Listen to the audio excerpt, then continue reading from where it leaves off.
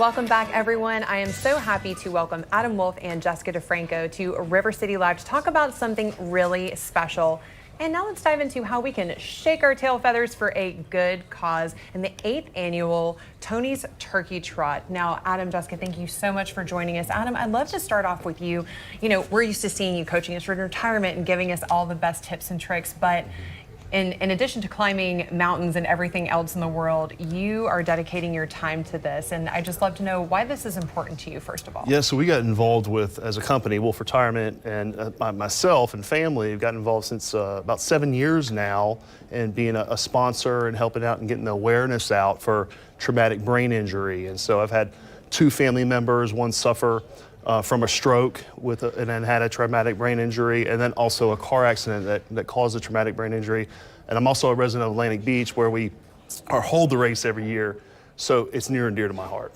And you were telling me before we jumped on camera that this started out with about 100 runners, and now you're literally in the thousands. That has to make you so incredibly proud and show that there's a community out there who needed this. That's right. We're getting close to 3,000. That's the goal. That's the cutoff that the city allows us. So we're hoping to fill every last spot this year. Fantastic. Now, Jessica, I'd love to turn our attention to you, and if you don't mind sharing with us your personal side of this story. I know that your son unfortunately suffered a TBI. Yes. And when you and I were speaking, you shared with me that there's such a range from, you know, a one-time concussion to something that can literally, you know, put someone in a wheelchair. Absolutely. But you've been so blessed to see this beautiful recovery because of this community connection that you had and the hope that that gave you. Can you share some of that with us? Absolutely. I think it's really important to mention that we do have a range, and this event allows TBI survivors and their families to come out and be visible. So you might have somebody that's had a mild concussion and they don't even realize they've had a traumatic brain injury, but that is a form of a traumatic brain injury. And then you'll see people in wheelchairs and who are living with lifelong disability as a result, and everything in between. So I'm lucky that while we had a horrible brain injury to deal with, I've had a really positive outcome, in that my son is not just alive, my son's walking, talking, and at the point of community reintegration. So. And you actually mentioned that he is going to be taking his first driving, yes, his first driving experience, yes, which is again such a great growth point, because, you know, Adam and Jessica, as I'm sure that you guys have experienced and seen in your own lives, that caregiver role is so important. So when you can add empowerment and independence back into that daily routine, it's really important and special. Absolutely. Every step that a TBI survivor takes towards independent living on a daily basis, it makes it easier not just for that patient, but also for that patient's family. Caregiving can be a full-time role, so being able to give them the confidence to take on more and more of their daily living is really empowering, and it helps them and from a mental health standpoint also.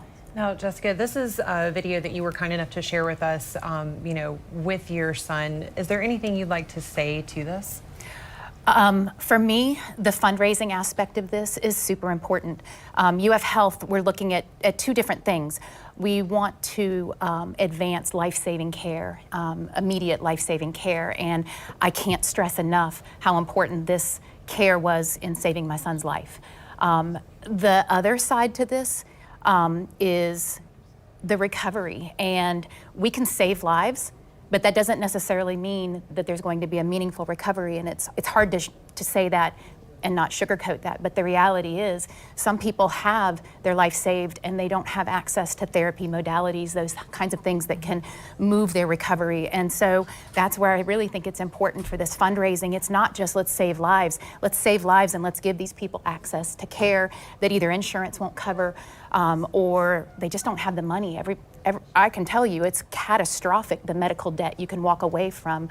So if we can fill in those gaps and we can be a bridge that way, it's just crucial to helping these patients get back to some form of functioning. Absolutely. Yeah. So Adam, thank you so much for sharing your time with us and introducing us to Jessica in that really impactful story. So are you going to be running this weekend? I will be jogging it or wobbling it, so to say.